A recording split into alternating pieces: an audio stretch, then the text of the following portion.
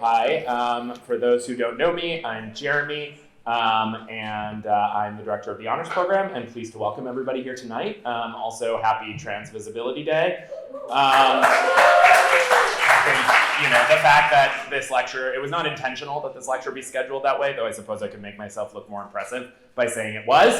However, it obviously, I think, speaks to the continuing relevance and urgency of the struggle around queer rights and around the broader creating a society of love, acceptance, and true brother, sisterhood, and non-binaryhood for us all.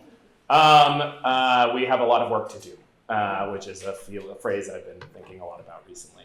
I will just give a brief introduction to the lecture series, as well as hand out this handy-dandy sign-up sheet.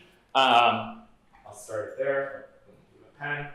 So the Art and Politics lecture series, its aim is to engage with art and politics and what ties them together in light of our contemporary crises that we're facing today as humanity: economic crises, social crises, crises of inequality, crises of the environment, the rise of authoritarianism, and more. There are many serious things to discuss and apprehend in the face of our present.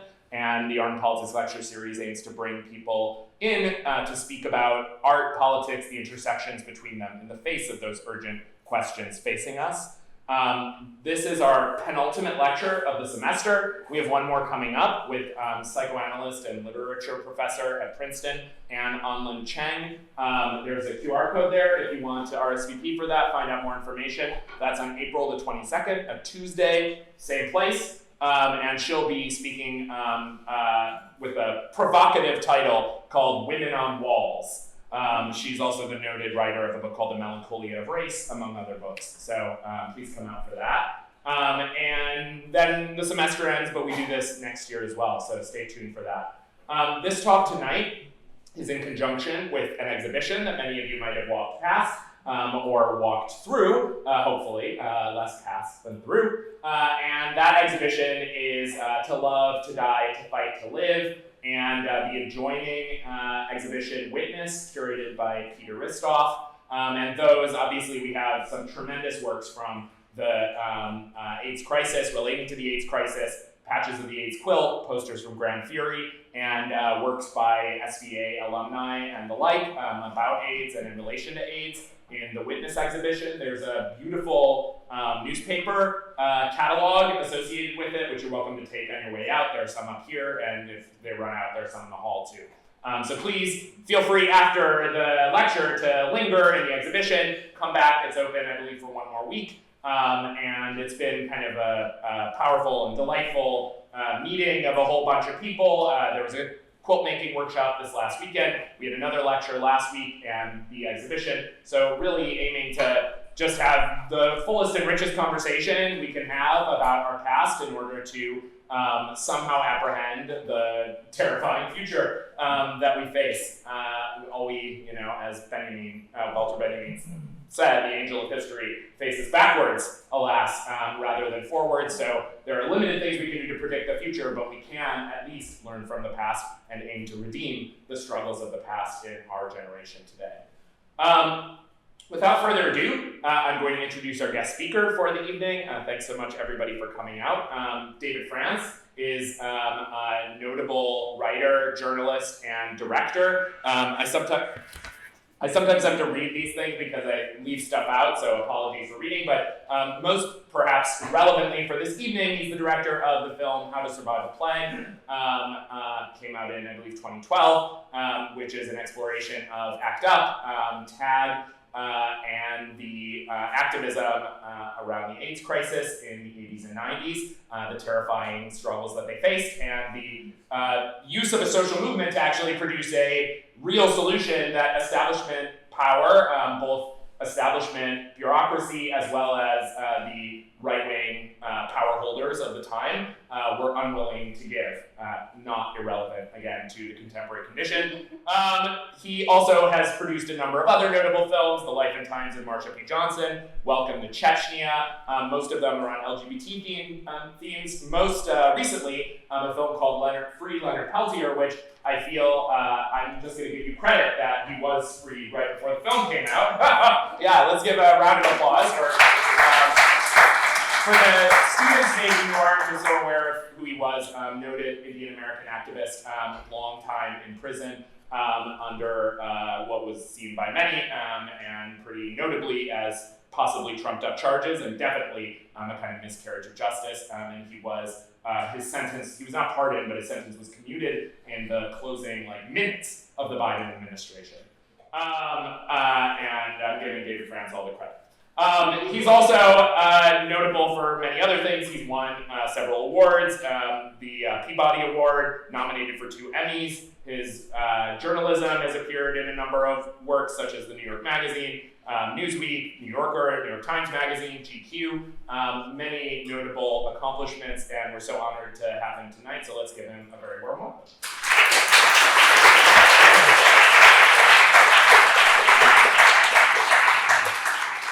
Thank you, and thanks everybody for being here.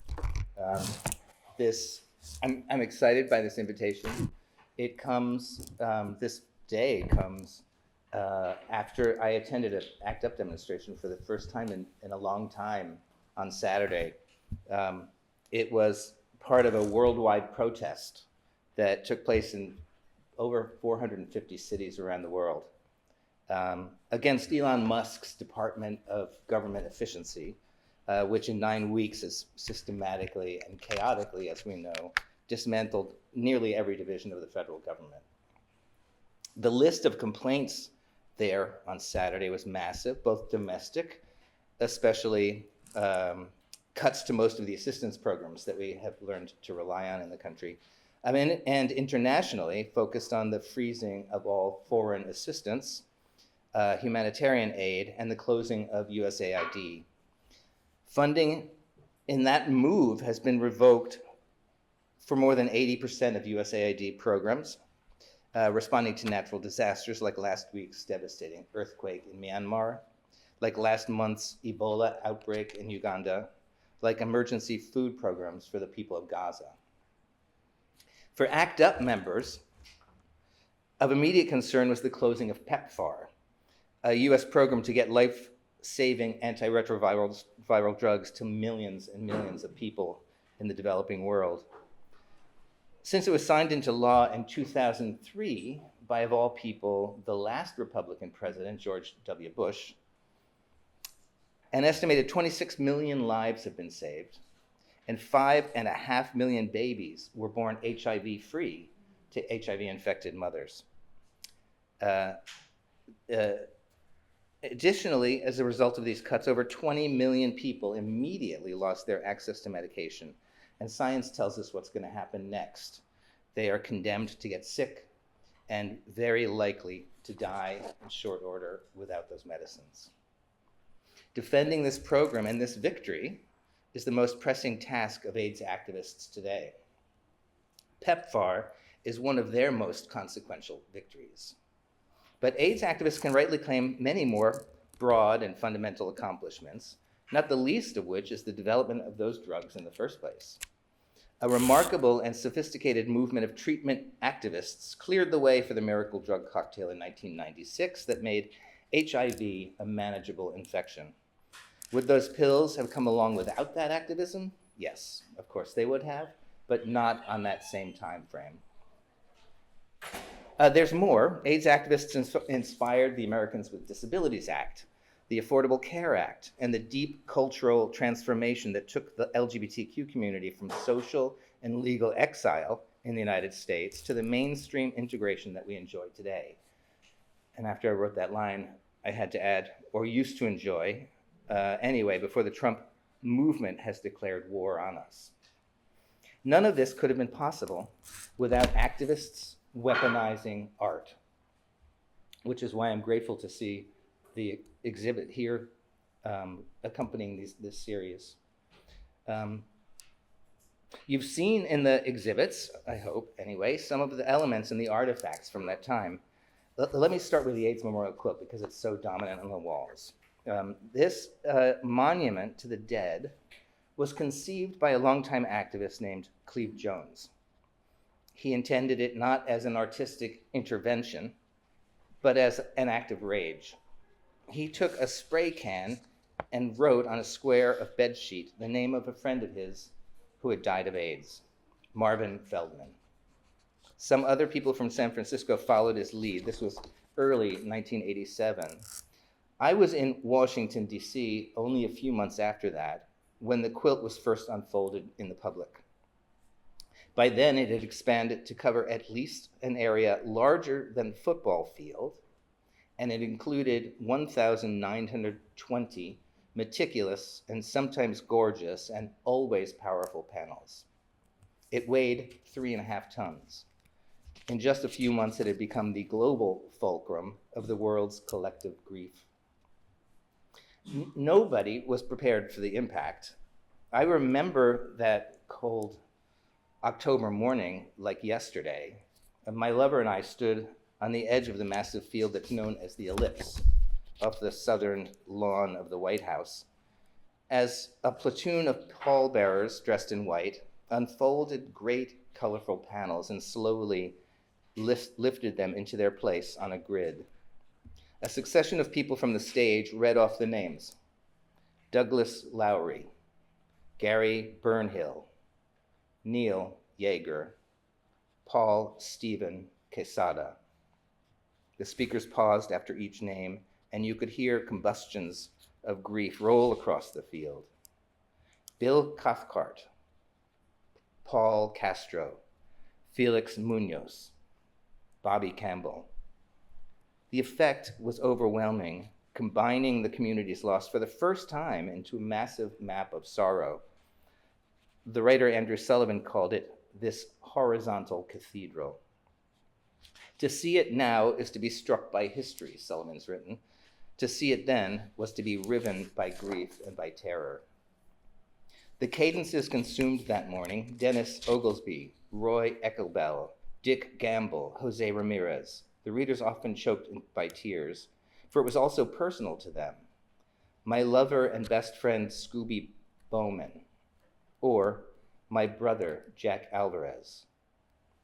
There were panels from around the world, each one carefully folded and laid down into the tapestry of the plague.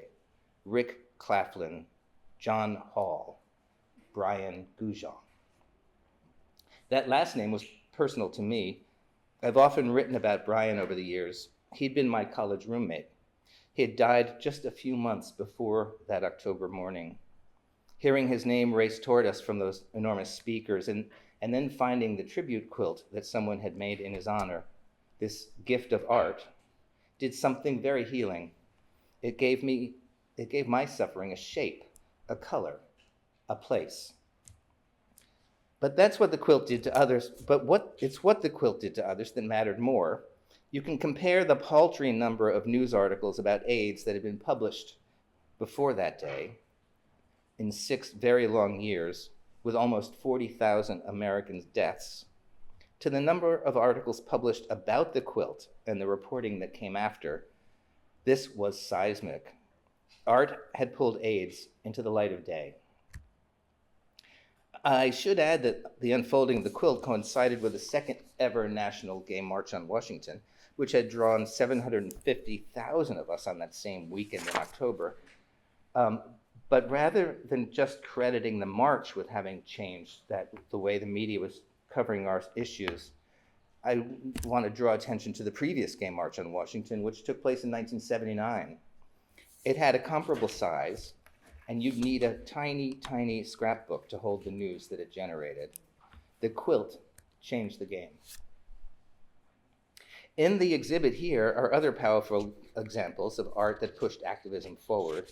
Much has been written about the galvanic poster image that declared that silence equals death.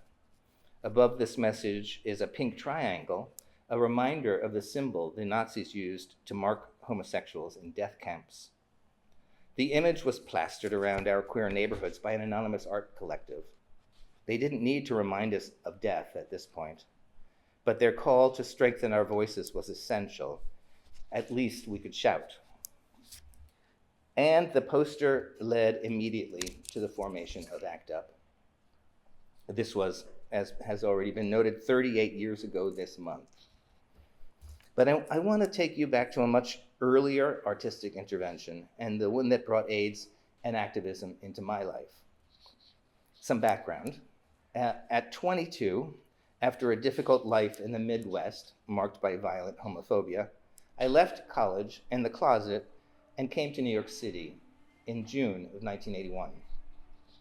The first news of the coming plague arrived 2 weeks later. According to the Centers for Disease Control, cases then were concentrated in Manhattan, with a few also in the San Francisco Bay Area. A doctor in the article called the outbreak rather devastating. Mine was the common response. I dismissed the article as a slander, a call to more hatred, a bizarre play for social control. It was undeniable. More violence followed, more bills blocking our civil rights, more discrimination against us at work, in housing, at home. The backlash was severe, while the evidence of disease was hard to find. My perspective held pretty steady for 2 years. Then in June 1982, a national news program aired an interview with a young man named Kenny Ramsauer. Kenny was the first person with AIDS brave enough to put his name, his face, and his story in the national news cycle. And Geraldo Rivera was the first reporter brave enough to lift that story up. We now know Rivera as a right-wing apologist and a marginal media oddity, but back then he had a large and powerful audience. It is the most frightening medical mystery of our time, he said. There is an epidemic loose in the land, and so far incurable disease, which kills its victims in stages. And then he showed us Kenny, a 27-year-old New Yorker in grotesque medical distress, the first AIDS-sick man most of us had ever seen. He said that he'd just returned from the hospital, where they offered him neither medicine nor hope, and least of all, pity. One night I heard two, I believe, nurses' aides, not the actual nurses, standing outside my door sort of laughing, he said. Then he heard one say, "I wonder how long the faggot in 208 is going to last." Not long, it turned out. Kenny died 4 days after the broadcast. The known body count then was just 558. Word of mouth told us there would be a public memorial service for him in Central Park. I went with friends with a plan to distribute flyers we'd made up and duplicated. I don't remember exactly what they said. Shame has scrubbed the memory. But the thrust was to denounce Rivera's sensationalism and to call on our community to reject his efforts to define us by disease. Thankfully, those flyers have been lost to history. The scene at the memorial was macabre. The plaza was crowded with 1,500 young men cupping candles against the darkening sky. It became obvious that many were seriously ill. A dozen were in wheelchairs, so wasted they looked like caricatures of starvation. An organizer from the stage asked the men to lift up the placards that had been placed on their seats. Without a noise, hundreds of white poster boards rose above the heads, each one stenciled with a black number, one for every person who had already died, one for everyone still hanging on to life, as far as the eye could see. How can I describe what that moment was like? I couldn't breathe. Nobody was breathing. I had found the plague. I was called into the war. The horrible theater surrounding Kenny's death became a pivot event between before and after. We never distributed that misguided circular. From that day, I turned my work toward the plague, first as a journalist, then as a filmmaker. I want to acknowledge and lift up the many artists who produced the work that fought the plague. One of them, Eric Ryan, is here today. Eric's piece in the show is a photograph of himself and his then lover, Ken Davis. The image was taken in 1996, around the time that I met Eric and Ken. I was reporting for New York Magazine on a nasty turn the city took against providing assistance to people living with AIDS. The article was fleeting. Eric's image is indelible. You can see in it all of the terror and the love of that time. You can see in it the call to action. In my first years in AIDS journalism, I was writing for the New York Native, the queer newspaper that covered the pandemic more than any other source. I exposed hospitals that were refusing AIDS patients, neighbors who burned down the homes of suspected AIDS patients, celebrities who denied the truth about their infection, even as they died. My work brought me to the town hall meeting in the village that inspired the formation of ACT UP. It was launched into being by the nuclear-powered words of the writer Larry Kramer.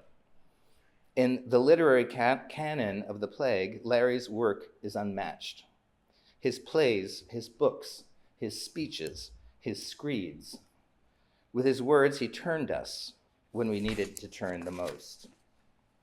In the years before his death, many people pushed for Larry to get a Nobel Peace Prize, the way Nelson Mandela was recognized, when in fact, what Larry deserved was the Nobel Prize for Literature. In human history, it's hard to think of a body of work, a body of written work that had a deeper and more lasting impact. As impactful plague literature goes, I should mention that at a conference some years ago, the writer Jim Igoe, an ACT UP member, spilled praise on the literature table that stood in the back of the room at every ACT UP meeting. People were invited to drop stacks of flyers there. They copied medical journal articles, obscure news stories, obituaries, a letter to the editor, a petition to sign, a march to attend. Sometimes very personal things, diary entries on death and illness, sometimes a poem, a warning, a prayer. The literature table, Jim reminded us, was a lifeline like no other. For us, it was the voice of the plague. In those years, there was a great need for the power of words, whether written or spoken, and it is an unusual historical fact that the pandemic was a unique time in our history for public oration. Person after person took their words to remarkable heights. Consider this eulogy given by Bob Rafsky at the political funeral for a friend and comrade.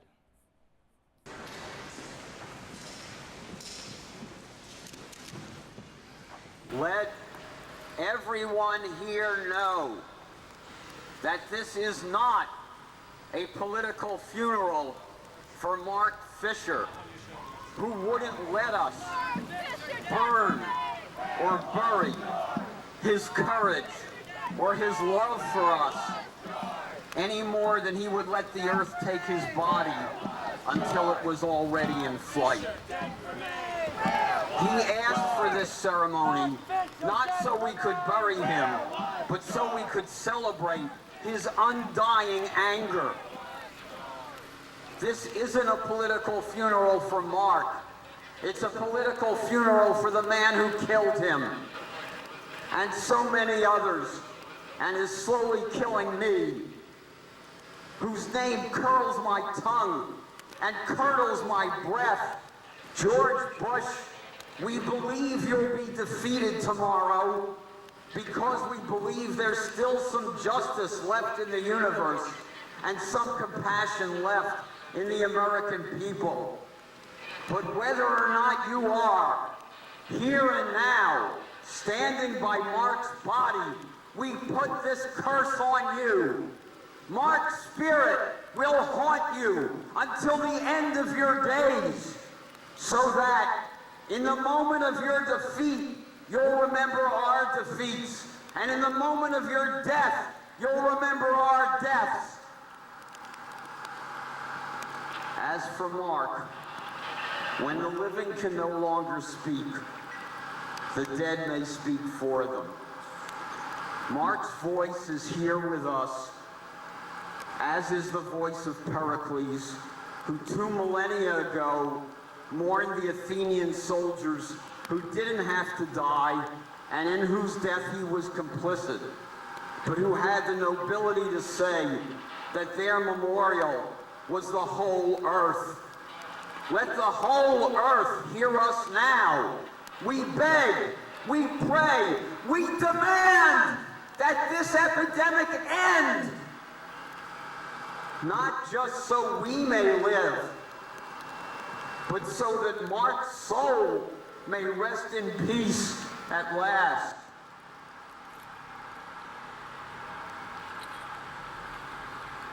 And in anger and in grief, this fight is not over till all of us are safe.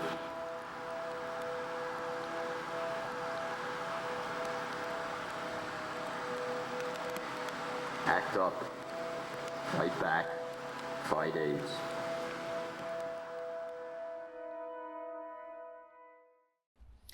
I met Bob Rapsky in ACT UP. I was the journalist who wrote one of the first pieces about ACT UP and covered most of its meetings and its demonstrations over the years. I also directed How to Survive a Plague, which was one of the first feature-length documentaries about ACT UP, which came out alongside United in Anger, made by Jim Hubbard, who was my roommate through most of these years. Those films, both screening at the exhibit, are great companions for one another, each telling the story of AIDS activism from a unique perspective. Jim's film is an essential assessment of ACT UP's historical legacy, how it was organized, how it handled internal differences, how it grew from a group composed largely of white men to one whose membership morphed as the plague moved deeply into communities of color, how it used art and even sex, the most dangerous art form of them all, to move it and the culture toward life. I had a slightly different goal in mind for How to Survive a Plague. Having focused my journalism on the science and medicine of AIDS, I wanted to explore the direct role and hand that ACT UP had in the development of protease inhibitors, that new kind of HIV medication that brought the plague to an end.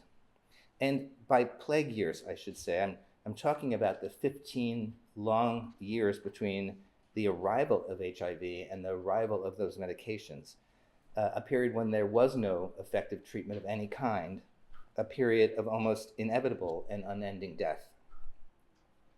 So I focused on the AIDS treatment activists within ACT UP, who formed a committee they called Treatment and Data. Most members of T&D had no background in science. They included an actor, a film archivist, a Wall Street veteran, a publicist, a high school dropout. But they were convened by a retired research scientist named Iris Long, who led weekly tutorials on the basics of pharmaceutical research. In short order, these people became masters of the science of virology and pharmaceutical chemistry and advanced deeply into the hallways of scientific research. They invented what we now call citizen science. In the absence of adequate health care, we have learned to become our own clinicians, researchers, lobbyists, drug smugglers, pharmacists. We have our own libraries, newspapers, drugstores, and laboratories. Some of the medications that were made available were not effective. They were in this category that we called what the hell drugs, which is there's some evidence it could be useful. It's unlikely to be harmful. What the hell? Should I type? Yes, type. Take your time. Where are we? We're at the People with AIDS Health Group, the largest underground buyers club in the United States. And what do you do here? We help people import drugs from other countries that are unapproved here. Peptide T, albendazole, oral amphotericin B. We have a whole variety of things for your treatment pleasure. None of which work, by the way. Put that in. Over the course of 9 years, what Treatment and Data accomplished was radical. They remade everything about the way science is conducted, the way new drugs are identified and developed, the way human drug trials are conducted, the way that pharmaceutical companies do business, the way government research funding is earmarked and allocated, the way we think about what is humanly possible. I was able to tell this story because of the work of another committee within ACT UP, an AIDS collective called Diva TV, which stood for Damned Interfering Video Activists, had adopted the relatively new camcorder technology to record just about every aspect of life inside the pandemic. A half dozen Diva members snaked through every ACT UP meeting with those bulky things on their shoulders, giving the room that feeling of an experimental theater laboratory. They were joined by other videographers, some working as artists, some as propagandists, some as citizen journalists. At any moment, there could be a dozen or more cameras rolling. Together, they vacuumed up images at street marches and office invasions, at ZAP actions against the FDA and the World Health Organization, at private meetings with government officials, and secret actions at their homes, like this one. Jesse Helms is the devil. Jesse Helms has worked for years to do as much as he possibly can to ensure the continuance of the AIDS epidemic. The disease is spreading because of him, and people are dying because of him. This is an educational effort. It's not a violation of people's property rights. We've been very careful that absolutely no damage is done, and if any damage is done, whatever it is, we will be happy to pay for it. We have the money with us to pay for it. You guys don't want to tangle with these people because you don't want to get AIDS, I know. But what's next? Come on, get out. If they would keep their mouths shut and go about their business with whatever their sexual orientation is, nobody would ever say a word and we wouldn't know anything about it. But no, they march in the streets and they defy you to say anything about it. Well, they don't like me and I don't like them. A bunch of them climbed up on my house in Arlington and hoisted about a 35-foot canvas condom one day in protest of me.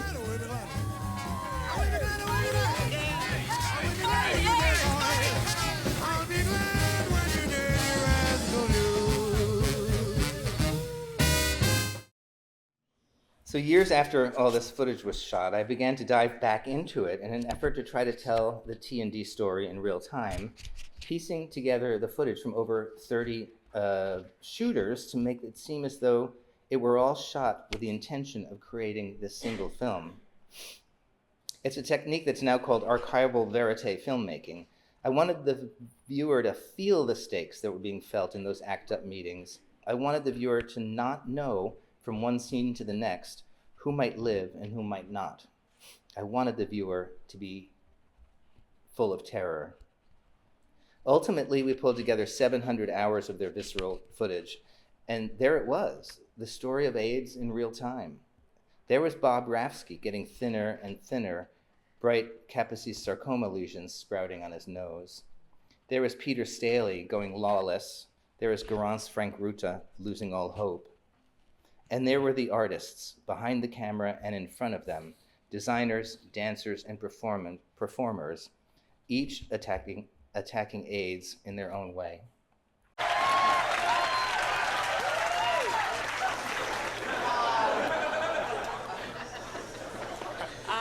We want everybody to join us, to support us, to destroy the power of the Catholic Church, to make our side the strong one. And to do that, we must put out the message that we are the ones who are fighting for people's lives, and they are the murderers. Don't be afraid of the media. You're talking through them to the public, who you're trying to arouse to anger and action. And hone it down to, yes, a 3-second bite, a 5-second bite, just a phrase that will have an impact, that will say something specific, and that will be understandable. So,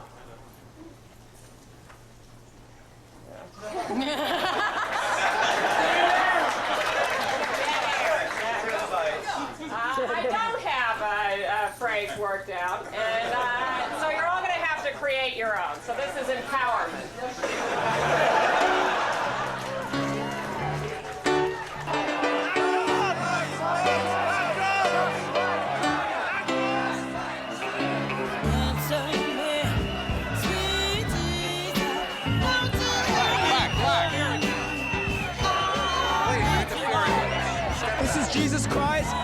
in front of St. Patrick's Cathedral on Sunday.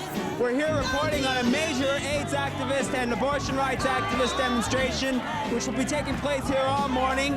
Inside, Cardinal O'Connor is busy spreading his lies and rumors about the position of lesbians and gays. We're here to say, we want to go to heaven too.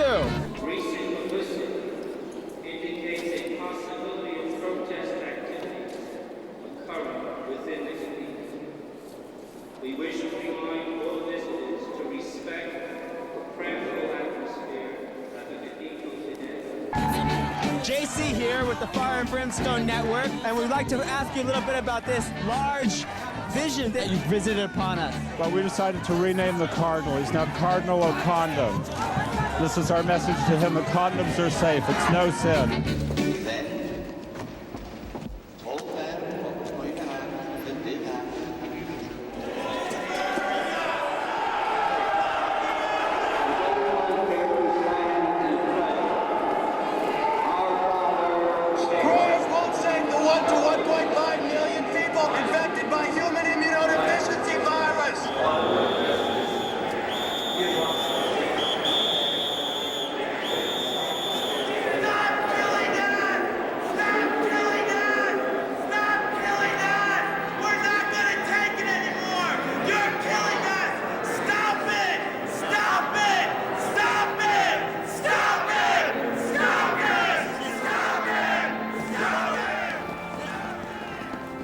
How many more have to die?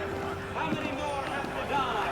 Saving lives is our right. Those protesting believe that the protest will result in some change of environments, some change of attitudes, perhaps. The church will be teaching that homosexual activity is sinful until the end of time. That won't change. So I've never encountered a movement before or after this one that recorded and saved as much footage of the movement itself, that chronicled its own work in such a thorough way. They left an incredible legacy, which brings me back to the Tesla demonstration from Saturday. In New York, there were feeder marches gathering at various street corners before descending on the Tesla dealership, owned, of course, by Elon Musk. ACT UP's contingent met at the AIDS Memorial at 7th Avenue and 12th Street. Really quickly, thousands of people filled the triangular park there, and I recognized many of the old ACT UP folks, faces from the old days. Surviving the plague is cruel and also the most amazing gift. Lots of gray hair, lots of hip replacements, hearing aids, but also a sense of righteousness, a sense of the possible, even now. But most in our ranks were not from those old days. ACT UP belongs to a younger generation now, and they were there in large numbers, turning their own activism into art, and art toward activism. We marched a few blocks to join the larger protest block, which parted to allow the AIDS activists to take the street right in front of the showroom. Images have poured in from many cities participating in the protest. But none were more arresting than our ACT UP contingent. There were the same hand-drawn cardboard tombstones first used 3 decades ago. Killed by the FDA, they said then. Killed by Musk rat attack, they said now. And there was the die-in, 100 of people sliding to the pavement as the protesters fell silent. This is an image from 1987 and 2025, 38 years apart. I only learned today that at the same time we were protesting, the Trump-Musk administration was terminating more than 300 research projects funded by the National Institutes of Health, including 65 important studies related to HIV care. In a statement, the NIH said it was, quote, taking action to terminate research funding that is not aligned with NIH priorities. Most of those now ended studies focused on improving drug access for communities with the highest rates of HIV infection, transgender women, queers, and Black men and Black women. This is no coincidence. In a termination letter sent to one of the researchers, the NIH said that, quote, so-called diversity, equity, and inclusion studies are often used to support unlawful discrimination on the basis of race and other protected characteristics, which harms the health of Americans. I'm speechless. In many ways, we are being brought back to the 1980s. In many ways, it is even worse now than it was then. And in so many ways, I was grateful to see ACT UP taking the street again. Thank you.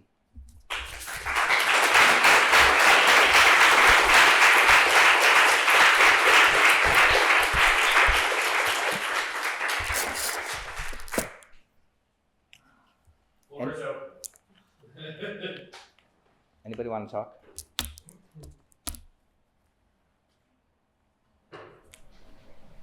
I think that I've always not liked translated visibility. I think that being visible doesn't really matter. I want, healthcare and no discrimination. But I think from your presentation, I got like, oh, well, being seen as part of it. And I think that, I don't know, you kind of talked me into the idea of visibility as something that you should strive for, because this is just more, not really a question, but a statement that, from what I observed, visibility kind of helped it and putting it to the forefront, even if that may have sparked tensions in the house.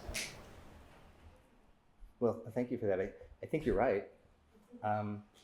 This was not the first Tesla protest. It's the first one I went to, because before that I felt that it was a kind of a senseless act. I kept saying to friends that it's as though we're keying other people's Teslas when the whole country is on fire. But what I realized was that that's the way you begin mobilization. That's the way you begin change. That you radicalize people, you bring them out into the streets, you bring the trans visibility to the forefront, make it undeniable, make it real, and then we see what the impact of these studies, where the impact is. And that I think is an essential message of all of AIDS activism, the idea of putting your face into the conversation. And anyway, thank you for your thoughts. Yeah. One of the things I was thinking a lot about as you were talking was how important documentation was during the ACT UP movement, especially camcorders and especially for a whole bunch of people. And especially at the end of the talk, when you compare it to our modern day, activism, it makes me think a lot on the ways that we could possibly record and document movements to see as what happens. But it's very, it relates to it being very different nowadays, because we all have a video camera on our phone, but also that same device is a huge,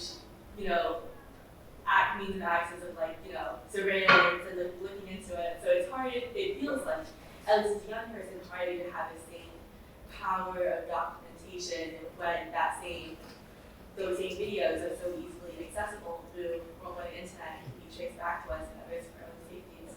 I would love to hear your thoughts on on this modern change in documentation and videos in time of activism and what can be shared or with better voice for safety for your men. Well, I've thought a lot about it.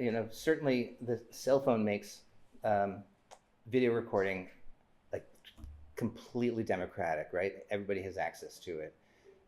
But what I think we've seen is as a limitation to the videos that we're all making is that we don't share all of them in public. Most of them are lost. They're downloaded on a computer that dies on us one day. They're on a hard drive that goes crazy on us. What the camcorder did was spit out these big cassettes that people then piled under their beds and put in their closets. And when they died, their families kept them, and not even looking at them, just kept them thinking and knowing that they represented something really important. And that's what I think I worry that we've lost the ability to access that stuff, especially a generation later. You know, I didn't start working on How to Survive a Plague until 15 years after 1996, until at the time ACT UP had really gotten much smaller. It was not meeting as frequently. It kind of lost its way a little bit in the 90s and early 2000s. But these videos were discoverable, and every time we would watch one clip, we would look to see if there are other people carrying cameras in that clip, and then we would try to identify who those people are and try to find them. And if we found that they had died, which was unfortunately and tragically often true, we would try to find who might have taken their things, who might be safeguarding the evidence of their life. And in every instance, we found that. We found that footage. We found those people. We found their heirs. We found their friends and lovers. And we found that their footage was in stacks in their homes. And we could, rescue it and salvage it, digitize it, give it back to the families, and work with it. And that's why there was so much. I don't know if you are pay attention to the visual cues in filmmaking, but that clip, for example, of the protest in front of the cathedral, that probably involved 12 or 13 different videographers, not working together, but working in the same area with the same purpose. And that's how we could find additional camera angles on people. We could find what looks like coverage in the traditional filmmaking sense, but because there was so much of it and it was so available. And that's, I've seen some very, very good films made with people's protest films made on cell phones. But that ability to gather up all those other voices and all those other perspectives and all those other witnesses is still a little difficult. Thank you. Yeah, I building off of that as well, I think the other key ingredient is spectacle, which I think ACT UP did really, really well. And going back to the AIDS quote at the beginning of the lecture, it reminds me a lot of what we've been seeing around the effective spectacle that has been created around protesting against the genocide and going on in Gaza. I think one of the organizations that have been really able to key in on that has been Jewish Voices for Peace, JVP, where they've done things where they've occupied Trump Tower really recently, or they had a protest at barring the doors of Wall Street or things like that. And I think alongside the Catholic cathedrals or outside of Tesla stores, I think that's like a really key ingredient, and you can see it right there as well. It's not just boring signs; it's gravestones and things like that. So I guess we create these spectacles, and then there's big media build up, and then people kind of move on, especially nowadays, to the next image or the next thing. Maybe it's Greenland or whatever, And I guess it's on us to kind of continue to create these spectacles, but also how do we translate those spectacles and that kind of media, surge around our issues, whether it's Tesla or whether it's around AIDS? How do we translate that into actual material change for things that we care about? I wish I had an answer for you. It's a reinvention all the time. It hurts to say this, but it was easier then than it is now. There were many fewer outlets in the media landscape, and they could be targeted. One of the ACT UP protests actually went and disrupted the evening news on 3 of the 4 national networks simultaneously, all on the same night. It was like, what the? And it put the faces of people with AIDS into people's living rooms. You know, you could access living rooms that way. It's much more difficult now. Also, like the condom action on Jesse Helms' house, that succeeded magnificently in turning Helms's colleagues against him.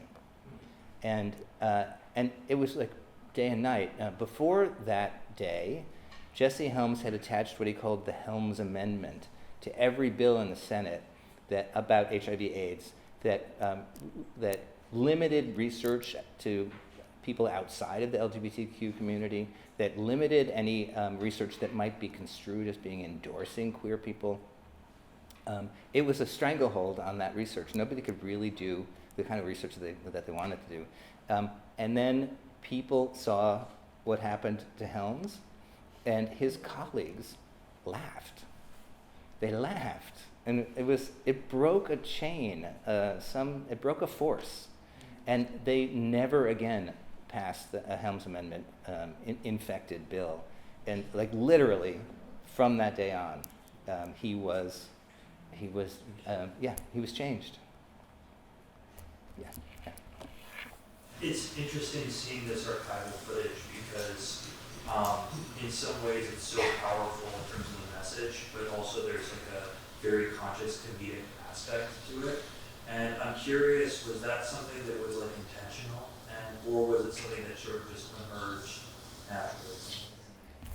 Well, it wasn't part of the kind of the ACT UP, Bible, if you will, but it was a big part of AIDS protest, and it made sense because it was about embracing life, not just anger, although anger was the driving energy in ACT UP, but embracing life, not knowing how much of it you had left, and humor became a real important part of that, and a tool to give people something to live for. Yeah. I guess I'll take up for that. So when we're talking about activism and specifically art, I was wondering, what did it look like to maintain the momentum of this movement while enduring the plague?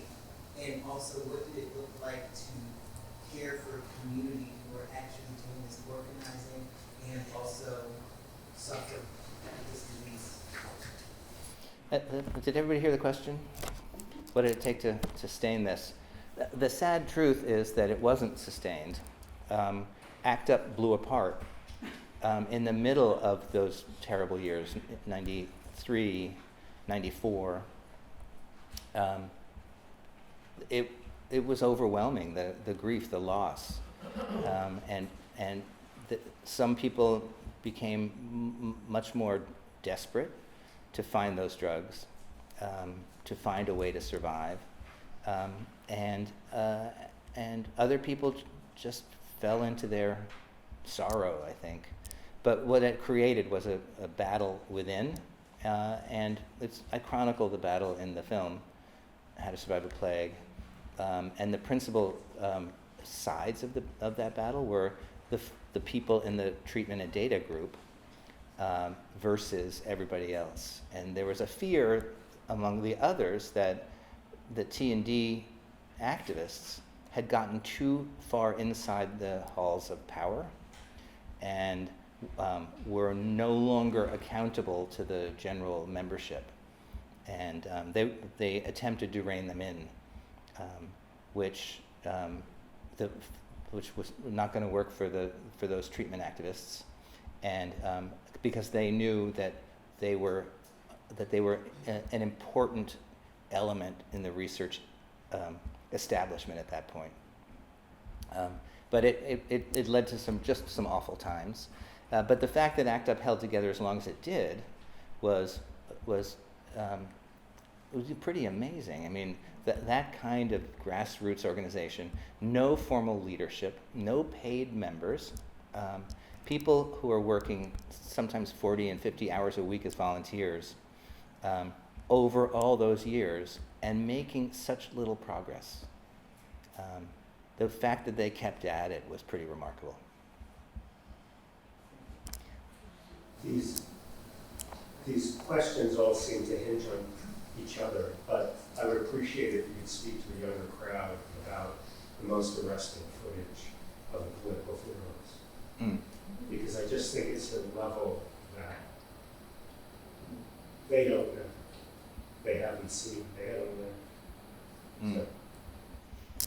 The political funerals, Mark Fisher's funeral, as you saw, was not the only time that that ACT UP took the bodies of the dead and brought them into the public so that their death would be inescapable. They were inspired by the artist David Wojnarowicz, who was a writer and artist, and one of the pieces he wrote called upon his surviving friends, his comrades, to take his body to the White House and throw it on the lawn after he died. And when he died, unfortunately, people were not prepared to do what he wanted done. But an organization within ACT UP did create a movement and a structure for people to do just that. And that's what happened with Mark Fisher. There was a funeral where the body was taken all the way to Washington to actually have an outdoor funeral service on the steps of the White House. They were turned back by Secret Service and others, and really chased back in a police like surrounded by cops all the way to Baltimore. Like they were escorted out of Washington D.C. And they were occasioned for great grief. The thing, and this might be a further answer to your question, that people were dying so quickly there wasn't time to mourn. And something, you could see it in the faces of the people at the funeral that we just looked at. You can see them not really mourning it, but being angry. And there wasn't time or space for that kind of emotion. But those funerals provided, a hint that it was possible. And I just want to add that ACT UP's meeting tonight is still meeting after since 1983 every Monday. So we can log in now if you guys want.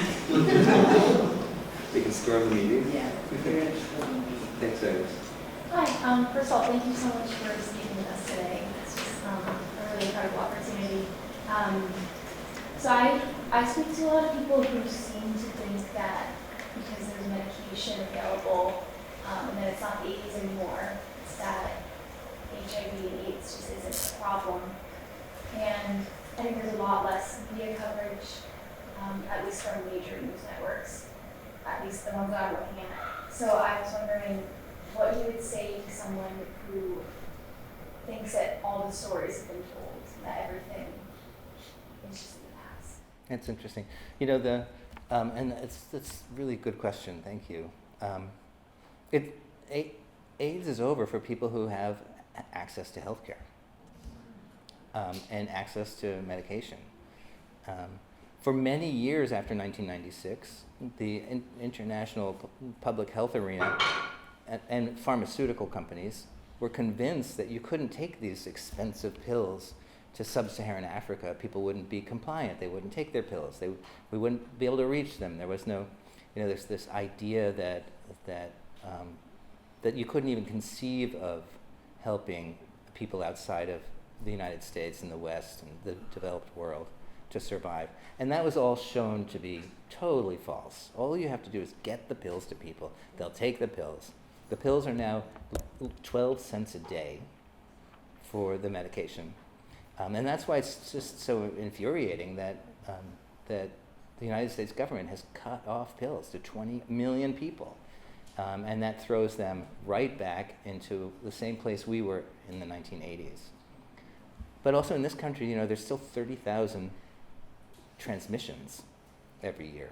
There are still people dying of AIDS every year. There's still babies being born with HIV infections every year because the healthcare system, it doesn't reach them. And as I said, they were mostly people who are trans people of color, kind of on the margins of the queer world, mostly in the South in this country. There's so much activism work to be done to get access, to find those people, to bring them into care. And it's made even more difficult now with the collapse of the healthcare system, the federal government's safety net for sick people. There's work to do.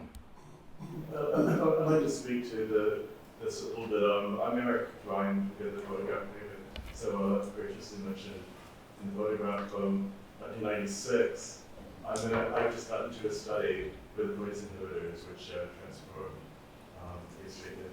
And I'm going to rebound very quickly. Well, my friend Ken from Kissing was really declining rapidly.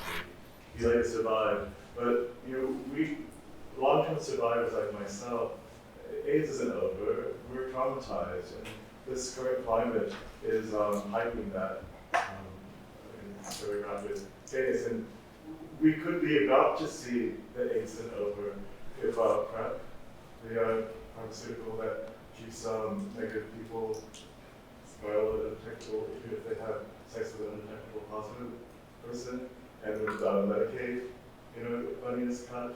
If the Kennedy redefines what specifies AIDS, I myself, I could lose my medication, and my viral load could skyrocket within 3 or 4 months. So this is one concern, HIV and AIDS.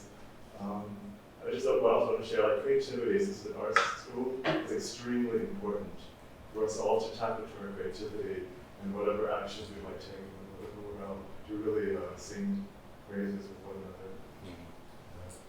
Thank you, Eric. Thank you. Yeah. Just a few things. Try to keep it brief. David Wojnarowicz did excoriate Pope in his writing for the Nan Goldin show at Artist Space, 92 maybe, 91, and then the NEA revoked their funding.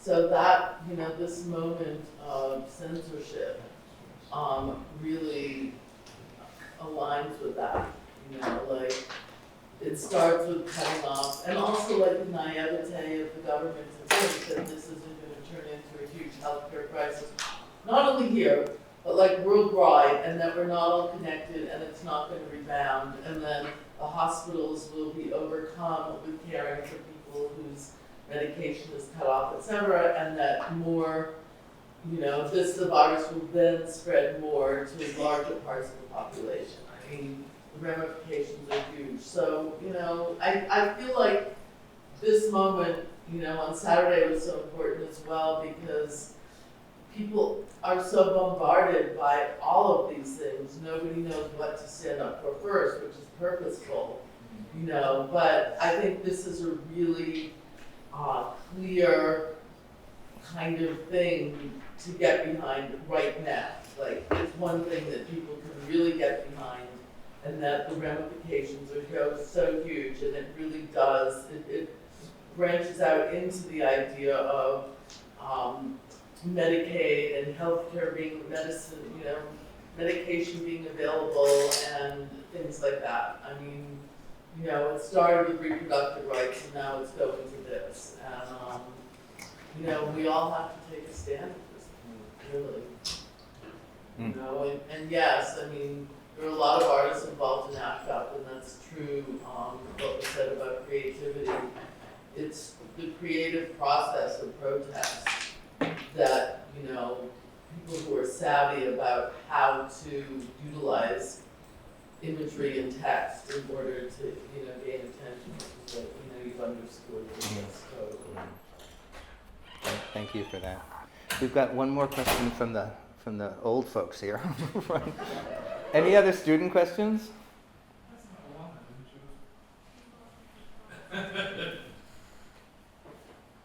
Nope? Okay. All right. Sing us out. Yeah, it's a good one. I want to thank you and all the members of ACTA who fought for my life. I got infected in November 1984, so it's over 40 years. And I would not be here if it wasn't for Larry, you, and all the others. I feel guilty, I didn't participate. I wasn't the first ever, well, but really, it made a difference. Everybody knows it made a difference, but my life was saved by you and the others. So I just want to thank you. Well, thank you. Can we end in a call for action? Okay. Did you have one more question? Okay. Yes, please. This is Iris. What is the longevity of our work now? I've been positive since 1990, sorry. And the longevity of the protest is also relationships. You know, after you're in the street, is the longevity of who you meet. We met people on the NIH, on the made relationships. That's it. That is the work. That is the work you have to know. What do you mean? How are you going to harvest that change for people? Like you said, like the Jesse Helm thing changed, but almost everybody at the Department of Health in New York City has been an AIDS activist at one point or another. So that is it. And what you have said about it, that we have no cure, that has been something that we get mocked as long-term survivors, that there's treatment, but we don't have a cure. And that is going to show as a consequence of our relationship with pharma, because our medicine costs like $30,000 a year to help. But yet we've been being able to do global work with people, and let's say Australia get it for $60 a year. So it's a very fraught relationship. It's, for some of us who've been in this for almost 40 years, it is a pretty freaking world to organize day in and out. It's hard in communities, but it is relationships at the end of the day. Whether it's pharma, whether it's your friends dying, whether you're carrying that illness and you're surviving or not, taking the ashes to DC and doing that work, but it is having a group of people that's willing to do science. Who wants to do that? So at this moment, where is the response of Doge on our side? Somebody you know somewhere that knows math or coding needs to be empowered to do that work. So that's my call to action for everybody. Join protesting, but know that it's a longevity relationship. Thank you, Iris. And thank you, everybody.